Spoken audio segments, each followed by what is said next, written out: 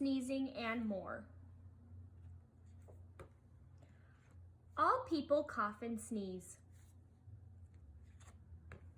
Coughing and sneezing could spread droplets and germs. I can try my best to cough and sneeze into my elbow. Wearing a mask can also help catch the droplets. If I'm not wearing a mask, coughing into my elbow is best. I should keep my fingers out of my nose. Fingers and noses can spread germs.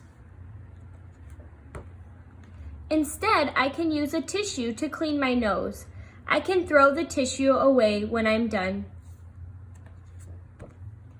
Then I should wash my hands or use hand sanitizer to clean my hands. Another way to stop the spread of germs is by not touching my eyes, nose, mouth, or face. If I am wearing a mask, it is best to touch it only when I am putting it on and taking it off. Keeping toys and school supplies out of my mouth will also stop the spread of germs. My teachers and family will be so proud of me when I do my part to help stop the spread of germs.